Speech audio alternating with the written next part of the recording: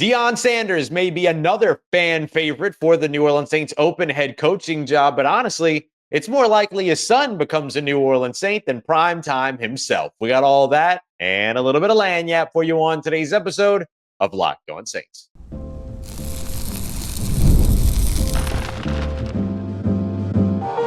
You are Locked On Saints, your daily New Orleans Saints podcast, part of the Locked On Podcast Network, your team every day.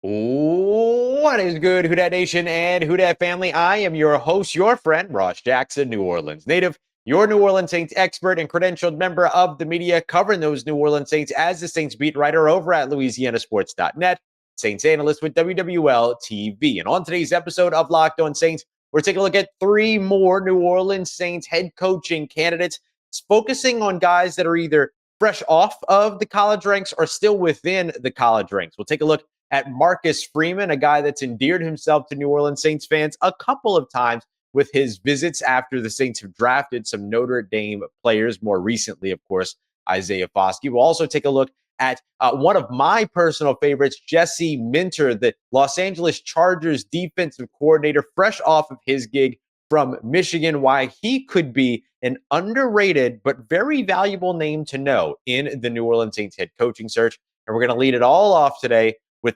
prime time Deion Sanders, who obviously deserves an A block, why he would, what he would be as a coach in the NFL, but why it's pretty unlikely that he's leaving Colorado for an NFL gig. We got all that and much more coming up for you on today's episode. We appreciate you very much for being an everydayer and making us your first listen of the day every day here on the Locked On Podcast Network, your team every day. Today's episode brought to you by our friends over at Game Time. Download the Game Time app, create an account, and check out and use that promo code Locked On NFL for $20 off of your first purchase. The New Orleans Saints could land the biggest fish of them all in Deion Sanders, but it would probably be a little bit of a dream world in which that happened. But here to discuss more about what the New Orleans Saints would get with the Deion Sanders and what it would take to pry him away from Colorado is Kevin Borba from over at Locked On Buffs. So we started off our conversation with what exactly the New Orleans Saints would be getting if they were to figure out a way to pry prime time from the college ranks. Yeah, I think you're getting obviously one of the best football players of all time, one of the greatest athletes of all time. Granted, he's not playing anymore, so that doesn't really do them any justice. But reason help though if they need it. I mean, I'm very good lineup a receiver. I've seen him do a couple athletic things. I saw him throw up 225 fairly easily. But realistically, you're bringing in someone who has been there, done that, right? I think a lot of times in the NFL, and you could correct me if I'm wrong, if a team doesn't like a coach, there's sort of a what does this guy know kind of vibe. Well, you can't really do that with Deion Sanders, right? Because what does this guy know? Well, he knows how to be the best to ever do it at his position.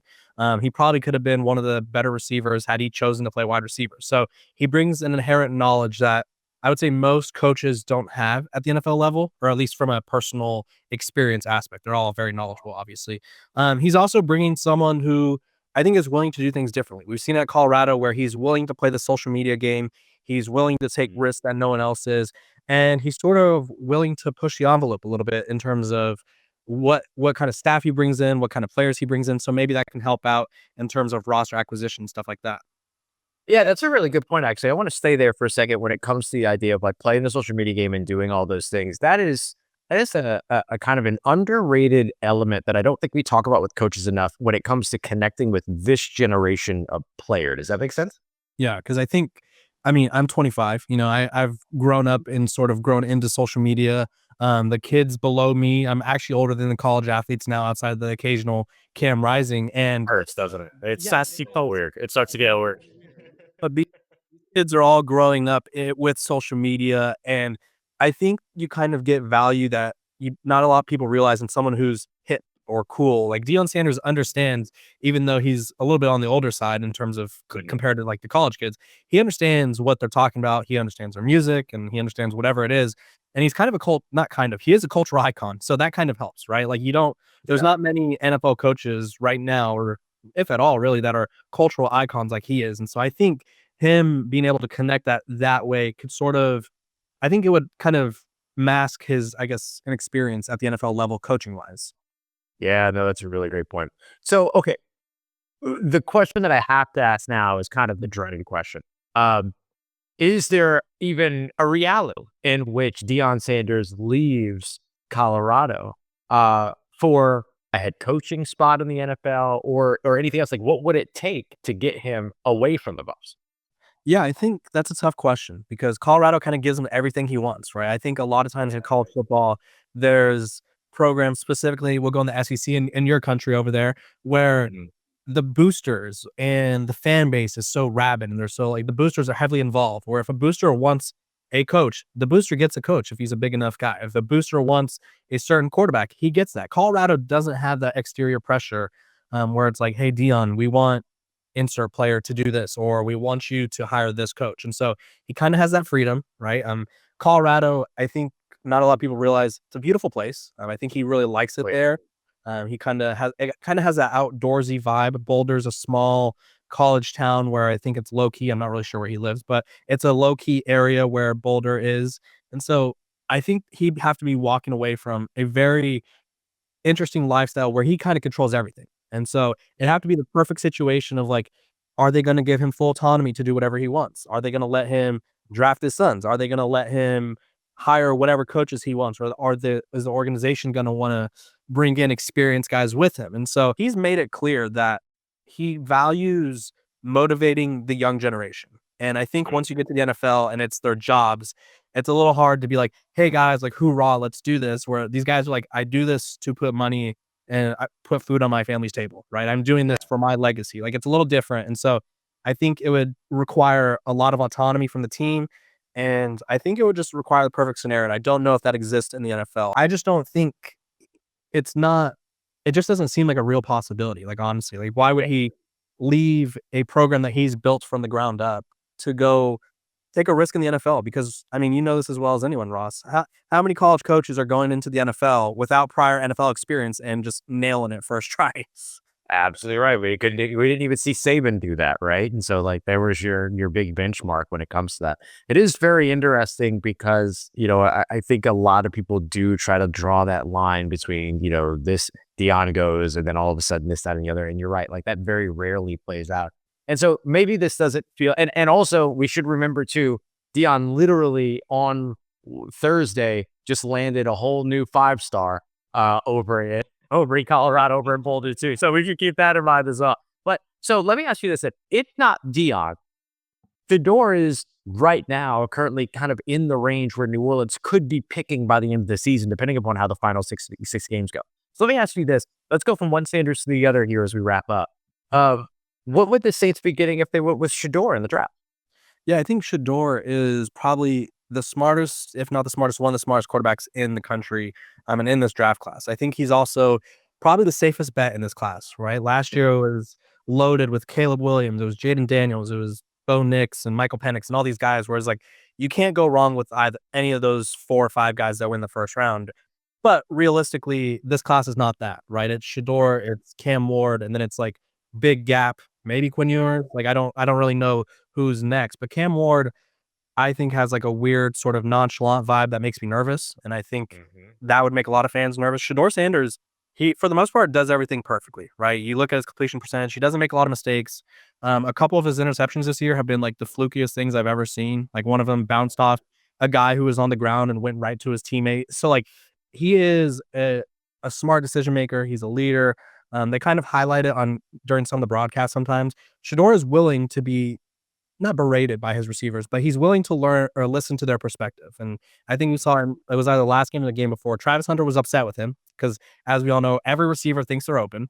So Travis Hunter was telling Shador why he was open, and Shador nods along, and then Shador gives his piece. I don't think he's like I think when you think of someone like Shador Sanders, who's the son of Deion Sanders, you expect him to be this bullish personality where it's his way or no way.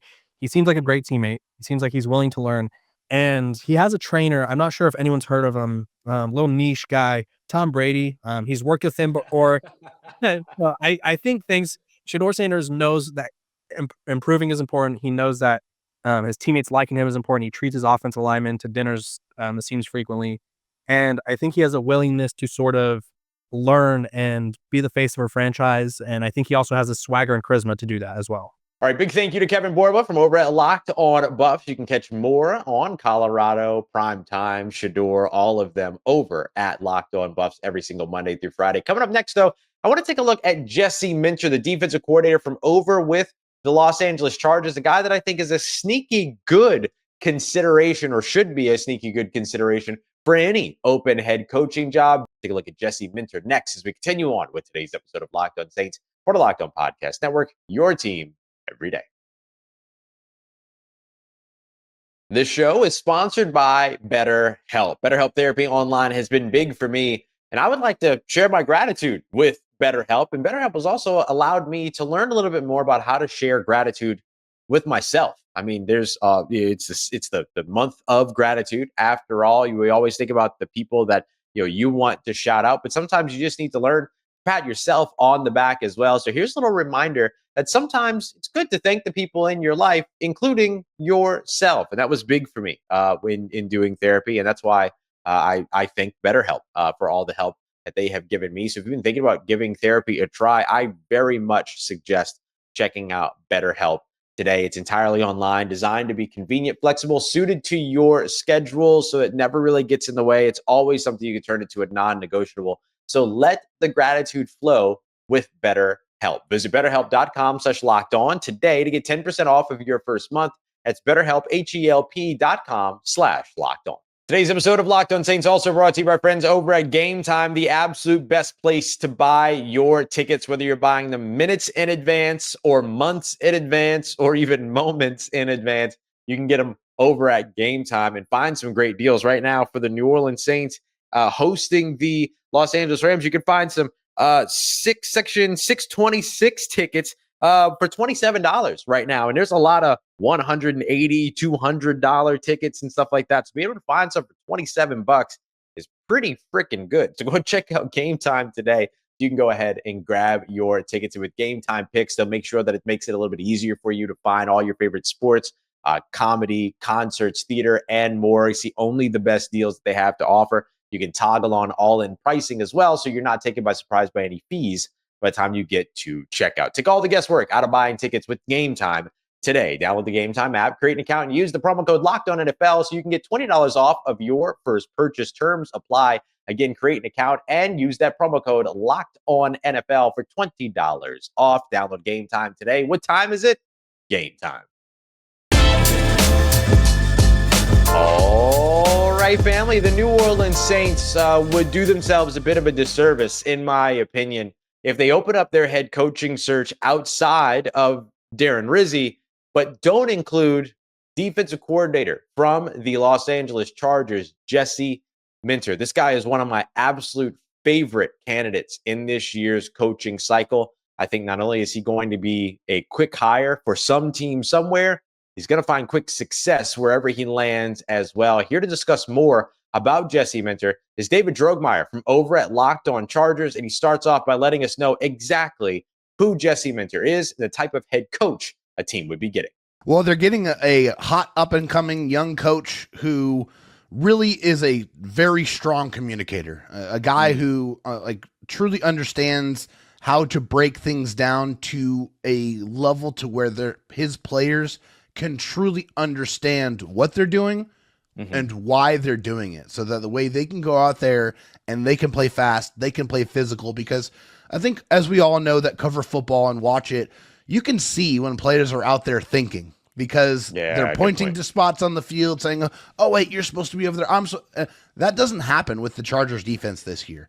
And in previous years with Brandon Staley as the head coach in particular, Brandon Staley was known as a brilliant man, very, very highly intelligent in the game of football and just in the game of life in general.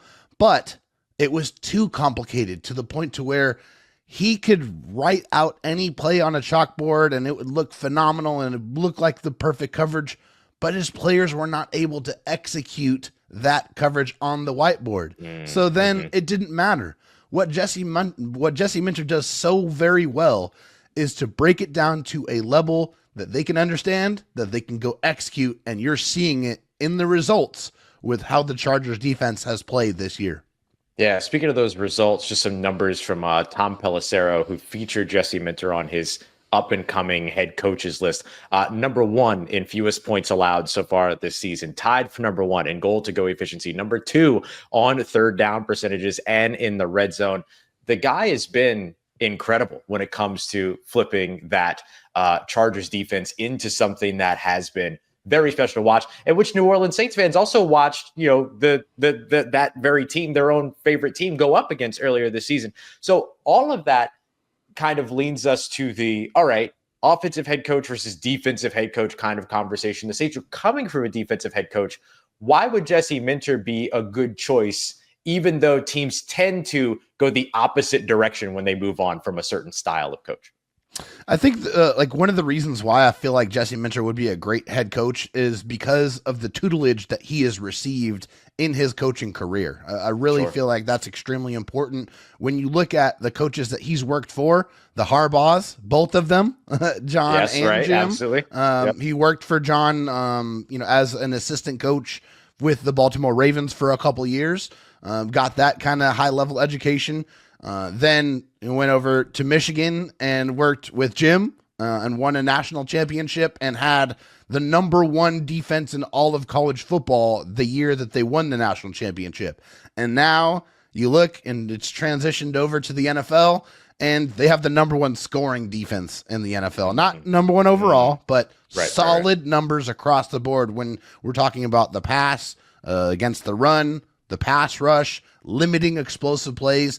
He's been great. And also, I would be remiss if I did not mention his dad was a head coach as well, Rick Minter, who, I'm sure people in Cincinnati, where he was the head coach at for, several years, would attest that, this is a great lineage of coaches. Jesse is very young, and I'm sure there is maybe a little trepidation out there after a 1-year NFL defensive coordinator situation because the Chargers did that. They fell into that trap and they hired Jesse Minter, hired Brandon Staley, and it did not work out after 1 year of success. I think it's a little bit different because of how Jesse Minter has been able to really weather the storm with all of the injuries that the Chargers have had on the defensive side. Yeah, good call. He's been able to take all of the pieces that he's had and been able to stay afloat defensively, even with guys that were drafted in this year's draft in the 5th round, throwing rookie corners out there and getting them to play at a very high level. That right there tells me that he's a great coach because he knows how to see what he has to work with and elevate that talent to the highest degree to get the type of production that the Chargers defense has had this year. Yeah, and there's been no bigger cheerleader for Jesse Minter than Jim Harbaugh, right? Like the way that he has kind of been talking about him during media availability and stuff like that. I love the lineage conversation that you bring because I think that separates him from the Brandon Staley's of the world too, is that he's found success under several different coaches in several different places at several different levels. That's awesome to hear. He's also a former wide receiver, which is really interesting. So he does have a little bit of that ability to be able to connect with the offensive side of the football, I imagine, as well. Yeah, he definitely does. He understands the game, but I feel like honestly, part of being a defensive coach and excelling at the highest level in defense, you kind of have to have that PhD in offense as well, right? I mean, you got to, like I was saying, how he explains his defense and how he's able to get his players to go run and play fast.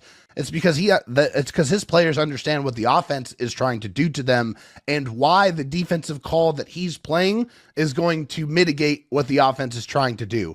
And that's the really kind of mark of a great coach. So I feel like Jesse Minter also understands that which is what Jim Harbaugh understands is it's not all about the main guy in charge. It's about adding quality coaching talent around you so that you can continue the pipeline of quality play throughout different coaching iterations. Because as we know, coaches and coordinators, they are going to come and go, but the mark of the successful teams in the NFL are the teams that are able to not only cultivate players and grow players, but it's also about growing and making sure that you put coaches in those positions to take that place. That way there's no bumps in the road.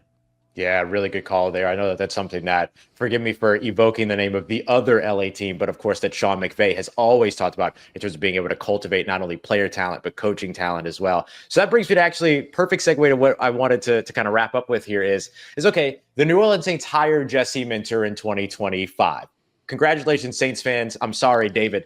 But when it comes down to that, who does Jesse Minter bring with him potentially from that staff to help fill out some of that offensive staff or some of that defensive staff, if anybody makes sense coming from the Chargers? I can definitely see Mike Elston maybe taking off, which, hey, hats off to him, because the Chargers defensive line room was the biggest question mark that the Chargers had going into this season.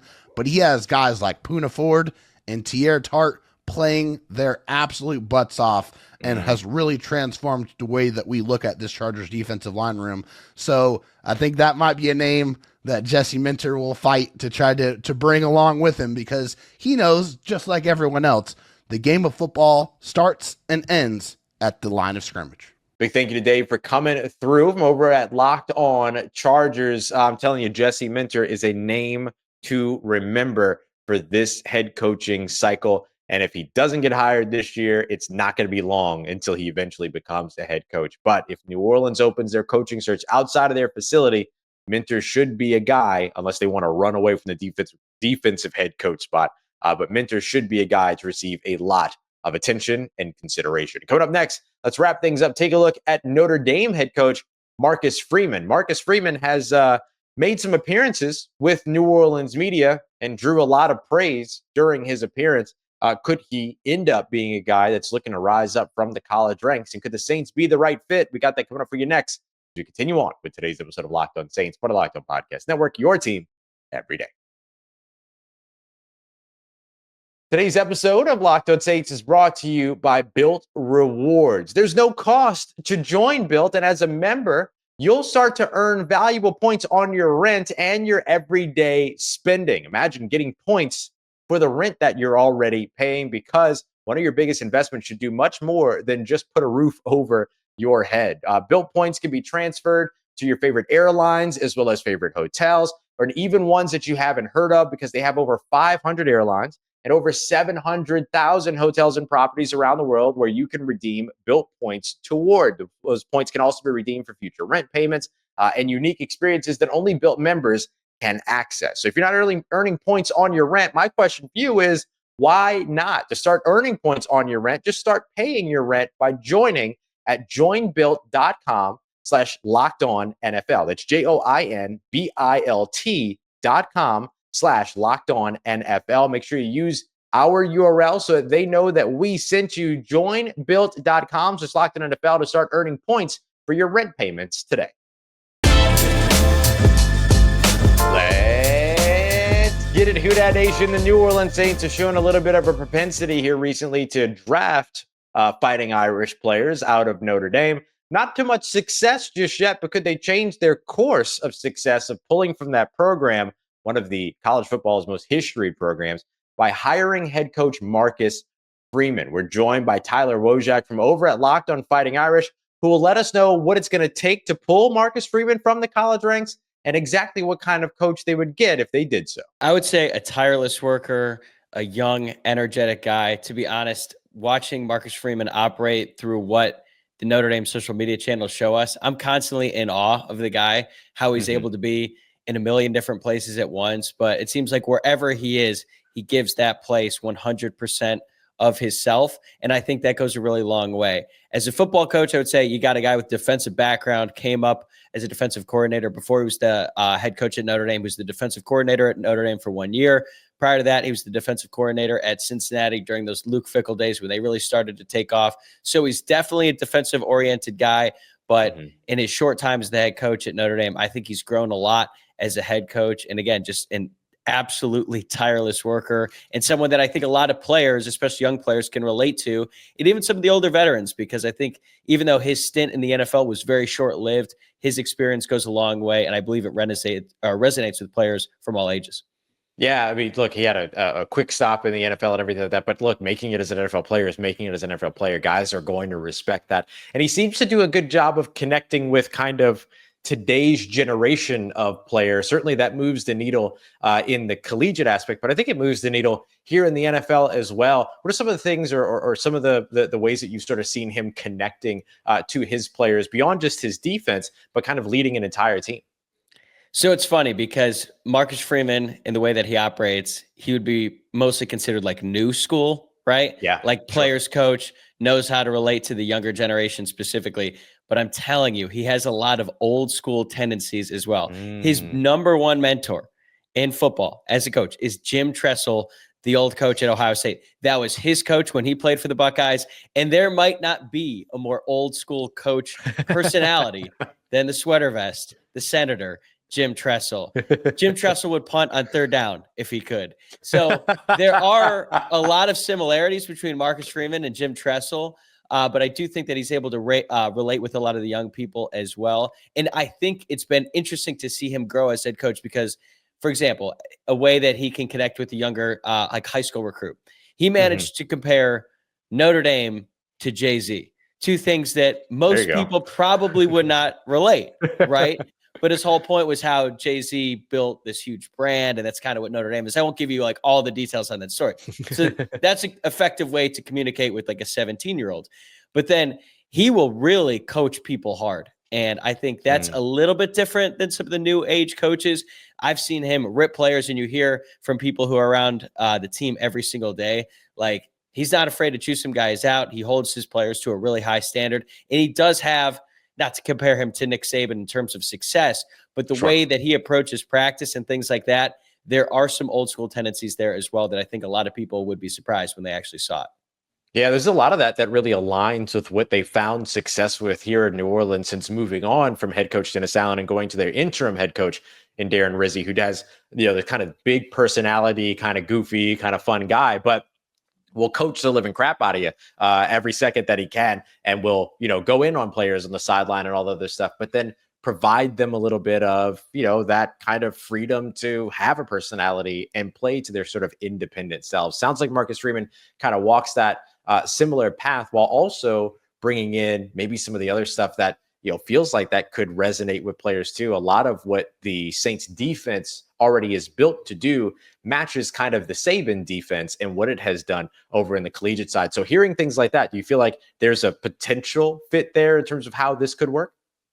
For Marcus Freeman to the NFL, to be honest, no. I would be shocked if Marcus Freeman went to the NFL. That's not to say that he wouldn't ever leave Notre Dame, because I'll be honest, I think that if the Ohio State job, whenever that opens up, if Marcus Freeman continues to have success at Notre Dame, Ohio State is certainly going to give him a call, considering he played there, was an All-American there. His dad literally still holds season tickets to Ohio State games. Like, he grew up in Dayton, Ohio. And even though he is fully bought into Notre Dame and everything that the university is about and what the program stands for, I just think he'd have a really tough decision to make there. But as for the NFL, it would be really surprising to me, because I think the things that Marcus Freeman does best are recruit, connect with young men, build them, develop them. I think that's a big reason why he's in it. And also from the NFL side, even though I can understand why there'd be some interest in him, it would kind of go against the grain of like the movement in the NFL, right? It seems like over the past several years, teams have wanted to hire young offensive-minded coaches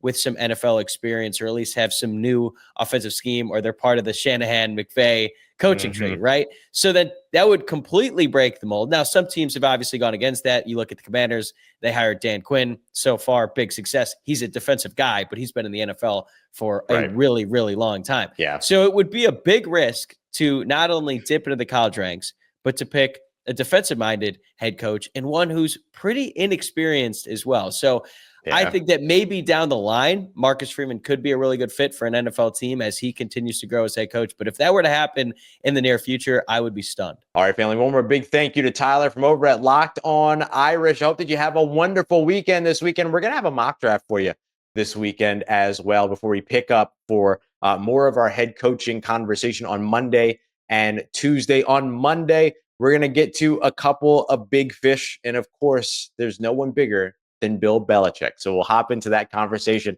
as well as several more candidates. We still got 6 more candidates to break down on Monday and Tuesday. So make sure you come back for that, and we'll have a mock draft up for you on tomorrow's episode. We appreciate you very much for joining us for another episode of Locked On Saints. Do enjoy the bye week. No one can hurt you this week. You get to enjoy that.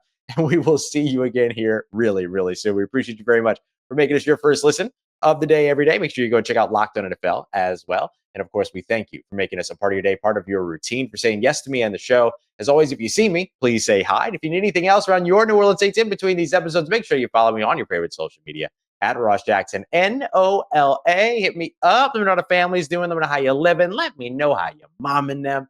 Trust Who Dat Nation. I'll holla at you.